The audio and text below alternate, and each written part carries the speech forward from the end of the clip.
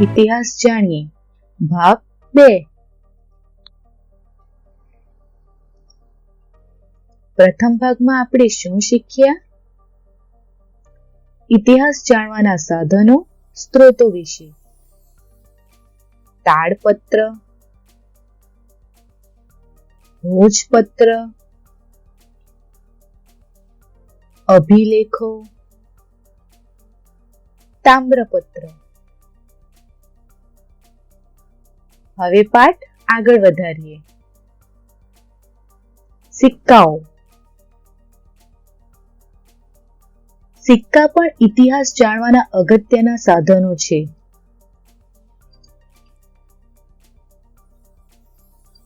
સિક્કા પર રાજાનું નામ, તેનો ધર્મ, સંસ્કૃતિ વગેરેની તથા તેના સમયની માહિતી મળે છે।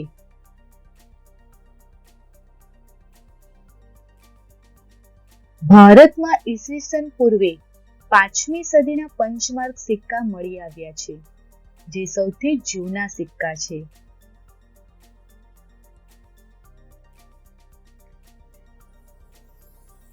ગ્રીક રાજાઓ, મૌર્યકાળ અને ગુપ્ત યુગના અનેક સોના, ચાંદી અને તાંબાના સિક્કાઓ મળ્યા છે, જે તે સમયના રાજ્યની સામાજિક, આર્થિક અને રાજકીય માહિતી આપે છે। પંચમાર્કના સિક્કાઓ ધાતુના ટુકડાઓને છાપ ઉપસાવવા બીબામાં મૂકી દબાણ આપી બનાવવામાં આવતા સિક્કા પંચમાર્ક સિક્કા તરીકે ઓળખાય છે। ઇતિહાસના અભ્યાસીઓ, પુરાતત્વ શાસ્ત્રીઓ, ઇતિહાસકારો અને પ્રવાસીઓ। ઇતિહાસ એટલે કે માનવ સમાજનો ભૂતકાળ જાણવા આપણને પુરાતત્વ શાસ્ત્રીઓ, જેને અંગ્રેજીમાં આર્કિયોલોજિસ્ટ કહેવાય છે, તે સંશોધન કરીને માહિતી આપે છે। તેઓ પ્રાચીન સ્થળો પર જઈ ઉત્ખનન કરીને મકાનો, સિક્કાઓ, ઈંટો,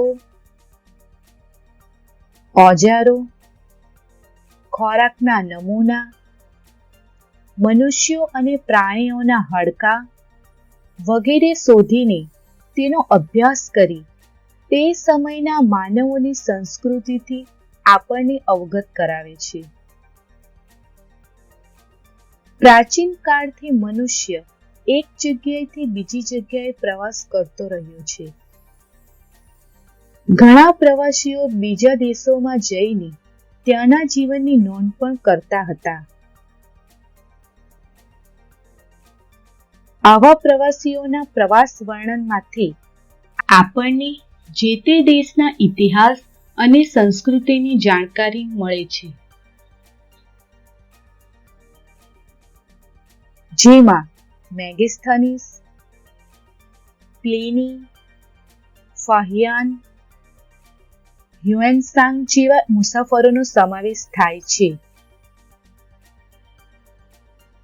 મેગેસ્થનીસ સેલ્યુકસ નિકેટરના રાજદૂત, જેણે ચંદ્રગુપ્ત મૌર્યના દરબારમાં મુલાકાત લીધી હતી, જેમણે એક રસિક પુસ્તક ઇન્ડિકા લખી। હ્યુએનસાંગ હર્ષવર્ધનના શાસન દરમિયાન ભારતની મુલાકાત લીધી હતી, જેમણે પુસ્તક સી યુ કી લખ્યું, જેમાં હર્ષવર્ધનના સમયની ઘણી માહિતી મળે છે।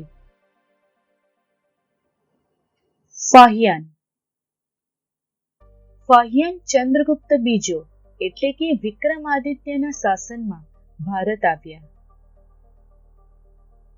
તેમનું પ્રવાસ વર્ણન બૌદ્ધ રાજ્યોના રેકોર્ડ્સ ફો ક્યો કી લખ્યા।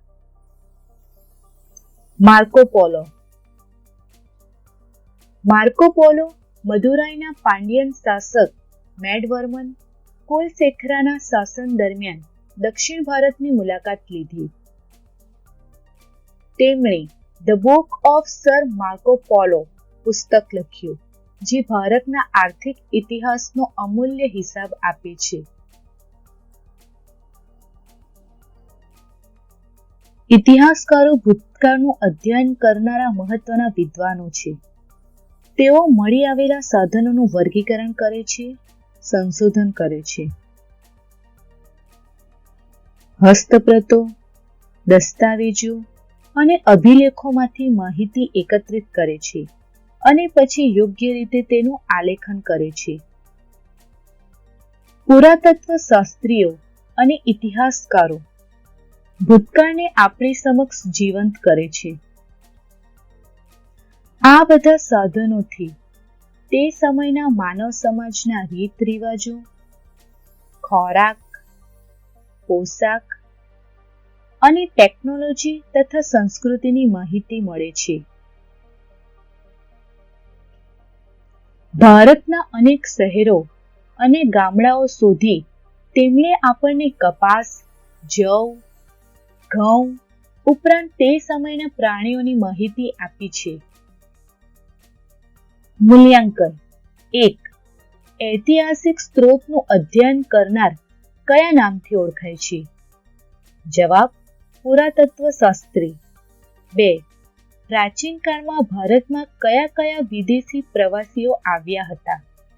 જવાબ: પ્રાચીન કાળમાં ભારતમાં મેગેસ્થનીસ, પ્લિની, ફાહિયાન અને હ્યુએનસાંગ વગેરે વિદેશી પ્રવાસીઓ આવ્યા હતા. 3. પારિભાષિક શબ્દની સમજૂતી આપો. પંચમાર્ક સિક્કા.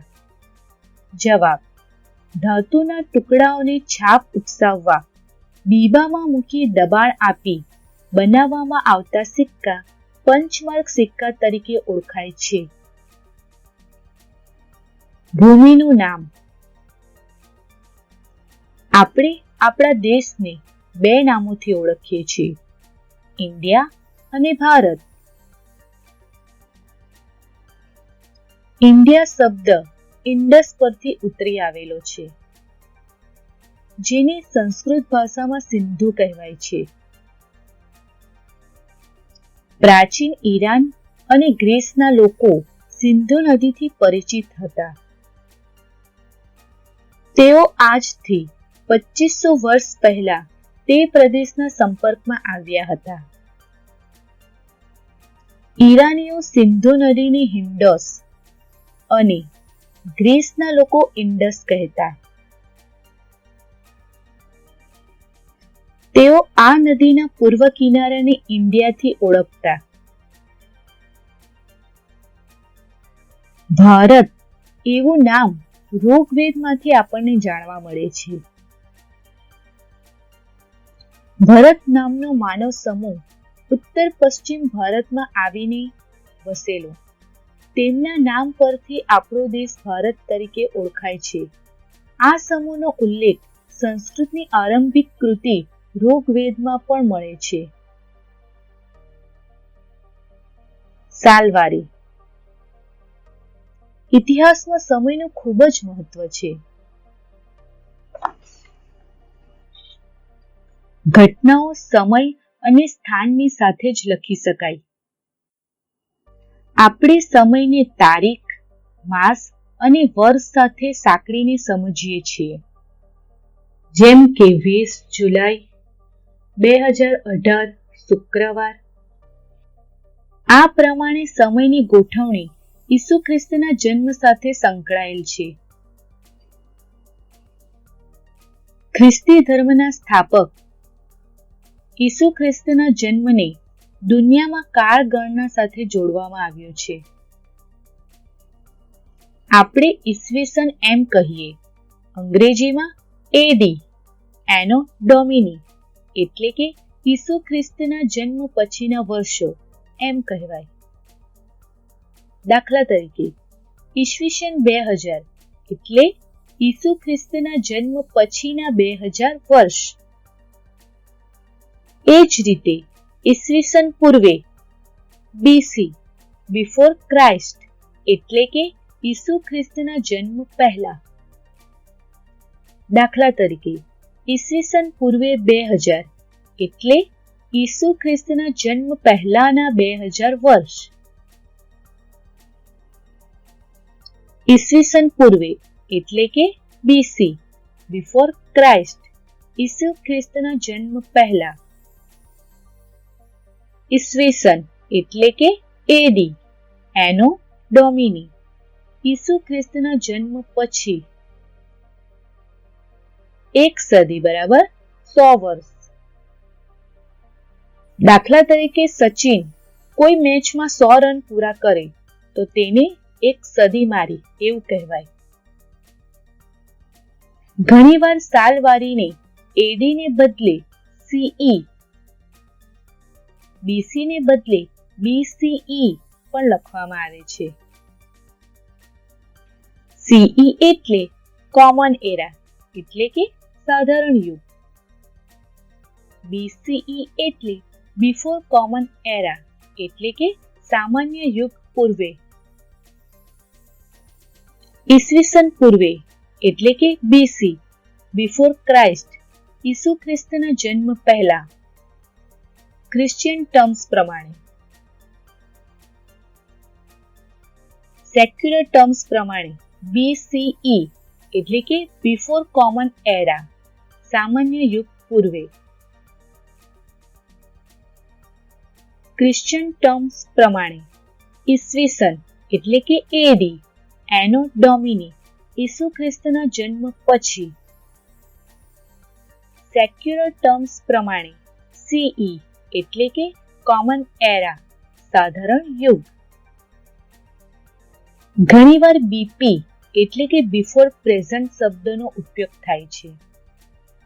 દાખલા તરીકે 2000 બીસી, 2020 વત્તા 2000 બરાબર 4020. 4020 બિફોર પ્રેઝન્ટ. મૂલ્યાંકન. 1. બીસી નો અર્થ સમજાવો. બીસી ને અંગ્રેજીમાં બિફોર ક્રાઇસ્ટ કહેવાય, એટલે કે ઈસુ ખ્રિસ્તના જન્મ પહેલાનો સમય. ઉદાહરણ તરીકે ઈસવીસન પૂર્વે 2000 એટલે ઈસુ ખ્રિસ્તના જન્મ પહેલાના 2000 વર્ષ. 2. એડી નો અર્થ સમજાવો. એડી ને અંગ્રેજીમાં એનો ડોમિની કહેવાય, એટલે કે ઈસુ ખ્રિસ્તના જન્મ પછીના વર્ષો. ઉદાહરણ તરીકે ઈસવીસન 2000 એટલે ઈસુ ખ્રિસ્તના જન્મ પછીના 2000 વર્ષ. ચાલો બાળકો, તમે જે જ્ઞાન મેળવ્યું તે ચકાસીએ. સમગ્ર મૂલ્યાંકન. 1. ઈરાનીઓ સિંધુ નદીને શું કહેતા હતા? ગંગે, ઇન્ડસ, હિન્ડોસ કે ઇન્ડિયા? સાચો જવાબ છે હિન્ડોસ. 2. કયા વેદમાંથી આપણને ભારત નામ જાણવા મળે છે? ઋગ્વેદમાંથી, યજુર્વેદમાંથી, સામવેદમાંથી કે અથર્વવેદમાંથી? સાચો જવાબ છે ઋગ્વેદમાંથી. 3. ખ્રિસ્તી ધર્મના સ્થાપક કોણ હતા? અસુઝરથુસ્ટ, ઈસુ ખ્રિસ્ત, મોહમ્મદ પૈગંબર કે ગૌતમ બુદ્ધ? સાચો જવાબ છે ઈસુ ખ્રિસ્ત. 4. સામાન્ય કે સાધારણ યુગ પૂર્વેને અંગ્રેજીમાં ટૂંકમાં કેવી રીતે લખી શકાય? સીઈ, બીબીસી, બીસીઈ કે બીડીપી? સાચો જવાબ છે બીસીઈ. 5. સામાન્ય કે સાધારણ યુગને અંગ્રેજીમાં ટૂંકમાં કેવી રીતે લખી શકાય? સીઈ, બીબીસી, બીસી કે બીડીપી? સાચો જવાબ છે સીઈ. જોડકા જોડો.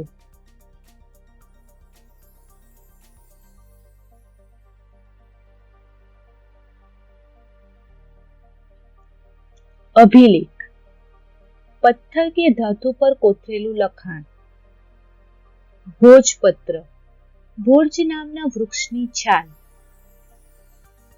તામ્રપત્ર, તાંબાના પત્ર ઉપર કોતરેલું લખાણ. બીસી ઈસવીસન પૂર્વે. એડી ઈસવીસન. ઇન્ડસ સિંધુ. ખરા ખોટા. 1. ઇતિહાસ આપણને માનવ જીવનમાં આવેલા પરિવર્તનોથી માહિતગાર કરે છે. આ વિધાન ખરું છે. 2. અશોકના ભોજપુત્ર ખૂબ જ જાણીતા છે. આ વિધાન ખોટું છે. 3. તાડપત્ર એટલે તાડ વૃક્ષની છાલ પર લખાયેલી હસ્તપ્રત. આ વિધાન ખોટું છે. 4. પંચમાર્ક સિક્કા સૌથી જૂના સિક્કા છે. આ વિધાન ખરું છે. 5. ઇન્ડિયા શબ્દ ભારત પરથી ઉતરી આવેલો છે. આ વિધાન ખોટું છે. એકમ કસોટી. પ્રશ્ન 1. નીચેના પારિભાષિક શબ્દોની સમજૂતી આપો. 1. તાડપત્રો. 2. ભોજપત્રો. 3. અભિલેખો. 4. તામ્રપત્રો. અને 5. પંચમાર્ક સિક્કા. પ્રશ્ન 2. નીચેના પ્રશ્નોના માંગ્યા મુજબ જવાબ આપો. 1. સામાજિક વિજ્ઞાન આપણને કઈ કઈ બાબતની જાણકારી આપે છે? 2. સિક્કા ઇતિહાસ જાણવાનું અગત્યનું સાધન છે. કારણ આપો. 3. હસ્તપ્રતોમાં કઈ કઈ ભાષામાં લખાણો જોવા મળે છે? 4. આપણા દેશનું નામ ઇન્ડિયા અને ભારત કેવી રીતે પડ્યું? 5. BCE એટલે શું? પ્રોજેક્ટ કાર્ય. પ્રોજેક્ટ કાર્ય માટેના પગથિયા નીચે મુજબ છે. 1. પ્રોજેક્ટનું નામ. 2. પ્રોજેક્ટ કાર્ય અંતર્ગત કાર્યની રૂપરેખા તૈયાર કરવી. 3. કાર્ય માટે વિદ્યાર્થીઓના જૂથો બનાવવા. 4. જૂથવાર કાર્ય વહેંચણી કરવી. 5. મુલાકાત, અવલોકન, ચર્ચા દ્વારા માહિતી એકત્ર કરવી. 6. મેળવેલ માહિતીના આધારે અહેવાલ નોંધ તૈયાર કરવી. Thank you.